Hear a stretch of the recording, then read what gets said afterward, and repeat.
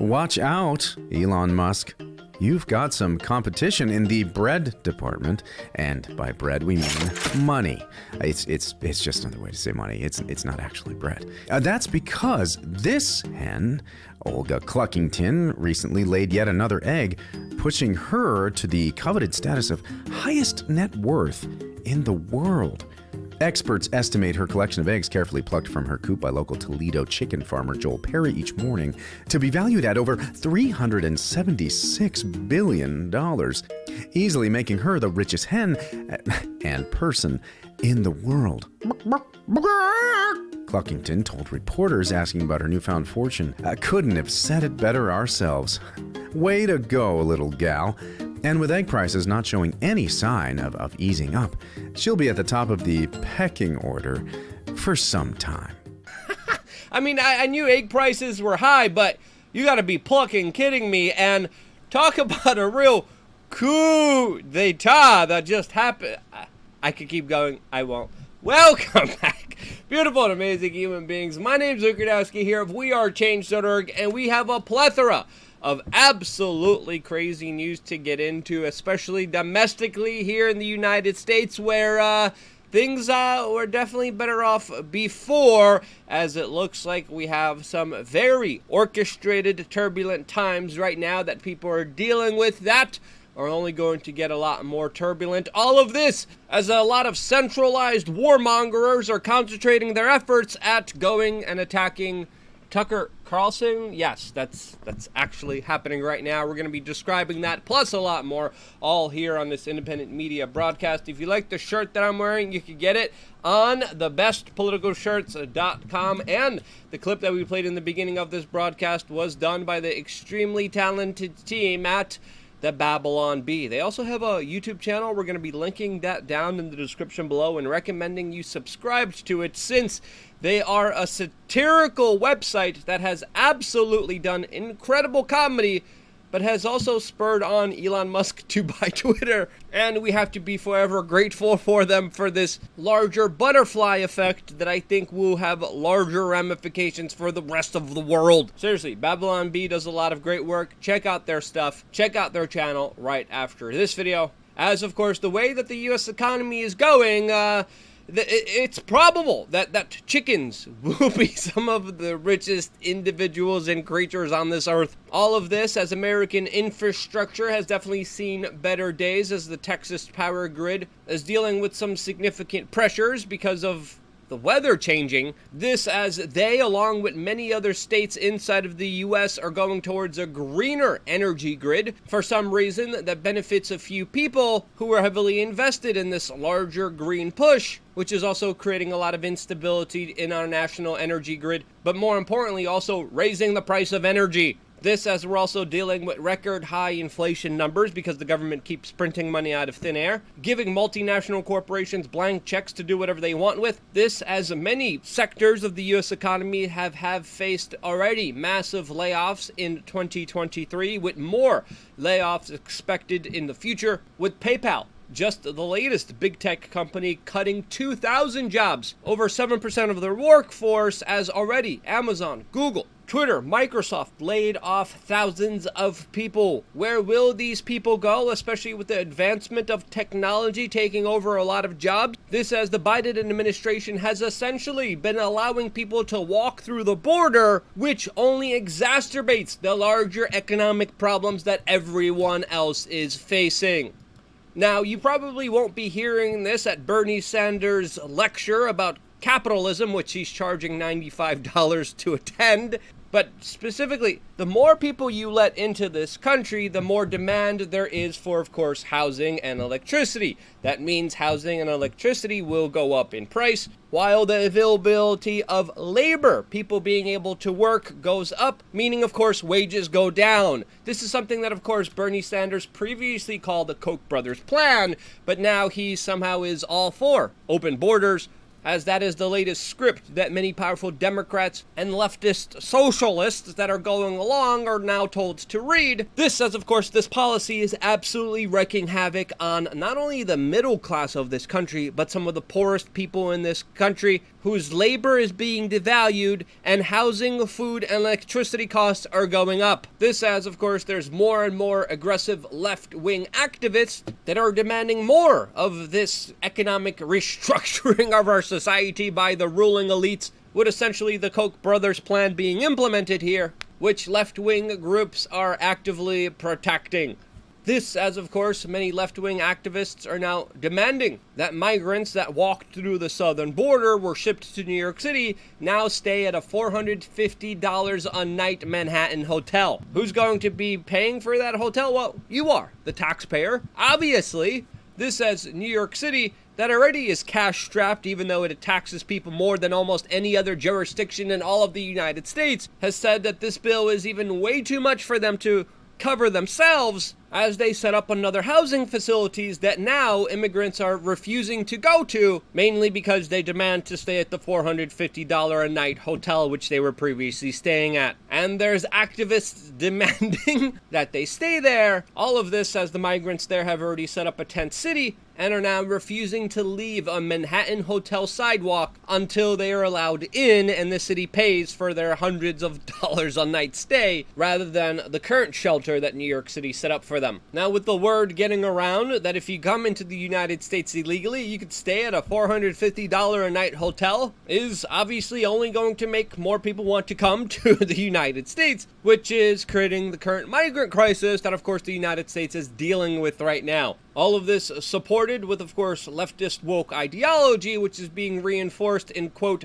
institutions of higher learning that are really indoctrination centers, just like the State University Organization of New York, that is now forcing freshman people in their universities to, quote, pass new diversity, equity, inclusion, and social justice classes, forcing them to take woke indoctrination classes in order to graduate. This is, of course, state universities financed by predominantly tax dollars. This as in Florida, they're taking the opposite approach of what's happening in New York and have even drafted a proposal to deal with some of these woke causes by not allowing them in some universities. This was a draft proposal, but that, by the way, didn't even make it into any legislation. There was a final version of this legislation that didn't include anything, but that hasn't stopped the hyperbolic, sensationalistic corporate media to clutch their pearls in shock as one school librarian in Florida decided to, of course, shut down the entire library because she allegedly feared prosecution from a bill and wording that wasn't even drafted in legislation. And of course, the corporate media and big tech social media have been hyperventilating about this, which essentially is a big nothing burger. While, of course, woke indoctrination is just given a pass as something worth cheering on to, all of this as, of course, our nation crumbles and is being destroyed from the inside. And as it's being destroyed from the inside, don't forget to get the latest information about how not to be wrecked by this insanity through LukeUncensored.com. Our own website, our own platform, where we get to say and do whatever we want. Many times we focus on videos that, of course, are too spicy to talk about on here. And many times we talk about specific videos to help empower you with the right information to make the right decisions for yourself during these very key, critical, turbulent times. Along with that, we have 3 master classes available for you: Apocalypse Survival, Change Media University, Expatting and Travel Hacking, you name it. Whatever you want to learn to do, we have it all for you. 3 master classes included in, of course, your membership being a part of LukeUncensored.com, as well as a lot of other things that are only available for members. If you haven't signed up yet, what are you waiting for? It's just 50 cents a day, and we will have a brand new spanking video available for you right after today's video. Lots of crazy stuff to get into here, and I will see you there right after this broadcast. Now, in related clutching of pearls news, we have a shocking development from the former British Prime Minister and warmonger, chief promoter of the military-industrial complex, Boris Johnson, the man who is known for intervening and preventing peace talks happening in Ukraine that just came out at the Atlantic Council and decided to viciously attack Tucker Carlson with his shock that people don't want war? What? People aren't okay with us being brought to the brink of World War III? People aren't on board with the messaging of the military-industrial complex? People don't want to spend every penny they have, as of course their lives are being ruined here domestically, and giving it to arming the Ukrainian military and corrupted Ukrainian politicians? What?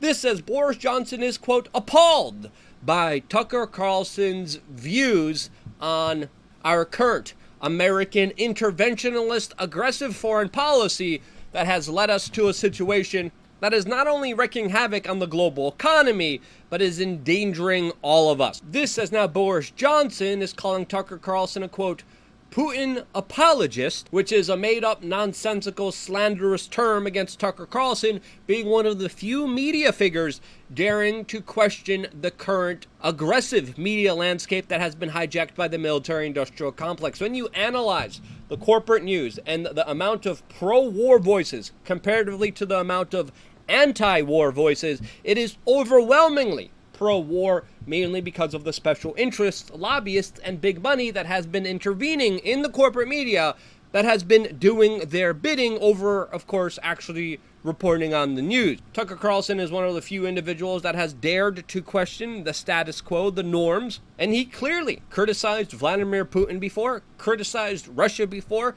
detested the invasion of Ukraine, and him simply saying, hey, while American infrastructure is being destroyed, maybe this is not the best time to be sending all of our money and military equipment over to Ukraine. He's also specifically saying, maybe it's not a good idea to keep prolonging this conflict, since, of course, it's not only wreaking havoc and destroying Ukraine, but also having very negative effects on the global economy. Maybe having just a pro-war stance and seeing everything as a nail when you're a hammer is not the rational thing to do here. This, as today we're getting news reports that Russia could potentially launch more aggressive maneuvers against the United Kingdom, and also, more importantly, launch another offensive in Ukraine, which I have to say strategically is a big possibility that could happen here. This as we're getting news reports of how Putin is allegedly preparing a 500,000-man assault on Ukraine on the exact date that, of course, this conflict started last year. Now, will this happen? Again, it's important to question anonymous military sources here, but strategically, looking at the larger support that the Western world has been giving Ukraine, there is a possibility that this could happen, especially with the mobilization that Russia has been conducting. This as it's also important to note here that Ukraine has or is about to lose the major battle of Bakhmut, which is a key strategic city in the battle of Ukraine that is unfolding right now in the favor of Russia, as the Ukrainians have been sending a lot of military groups into that region, and many of them have not been coming back. Ukraine is also trying to mobilize a large number of troops, and there are a lot of videos that have surfaced of individuals being targeted and grabbed at major shopping centers, at transportation hubs, and forced to enlist in the military there, as, of course, it's fair to say that the life loss here has been tremendous on both sides. Who does this life loss particularly benefit? Why are more people going to be losing their lives here? Why is the world going to continue to suffer economic devastation? Why are the poorest people in Ukraine going to continue to lose their property, their lives, their country? Well, that's because there's some neoconservative war hawks that want to continue this war. Boris Johnson being one of them that personally flew to Ukraine, met with Zelensky, and told them specifically not to agree to a peace deal that was already preliminarily agreed to between him and Vladimir Putin. This conflict could have ended a long time ago if it wasn't for Boris Johnson, that is absolutely also acting like a coward here. He was supposed to be on the Tucker Carlson broadcast, and then, according to Tucker Carlson, canceled last minute, and now is launching pathetic sucker punches and vile attacks on Tucker Carlson without the fear of even being countered. My response to Boris Johnson is, if you're going to call for war, at least stand up for it and debate someone who is anti-war so we can get a perspective here on who is actually right. And two, if you love war, Go fight it yourself. As of course, this guy likes to talk tough when it's not him or his family being sent off to a conflict that people are being viciously blown up in. Why are they being blown up? Why is this war continuing? Well, it's because of the leadership of individuals like this that are acting like punk, pathetic cowards who rather make petty attacks on people rather than actually debate them on the merits of what we are actually doing in Ukraine and what are actually the long-term benefits of all of this, and not a peace deal and not a stopping to this lunacy. Again, there have been calls for preemptive strikes. There have been calls for nuclear war. Why are we doing this? Why is there a prevention of peace? This, as of course the Russian president, just by the way, invoked references to World War II and specifically mentioning how Russia is being threatened by tanks. This, as this conflict is also involving other countries like Armenia, Azerbaijan, Turkey, Iran, Israel, with already escalating tensions, bombings that just happened in Iran, and tensions flaring up in Azerbaijan and Armenia, representing yet another proxy war between the East and the West that soon probably will unfold in that particular region. And before the next bullet is shot, before the next bomb is dropped, before the next escalation, we should at least try to have a conversation about what is happening here and debate the larger ideas at stake here.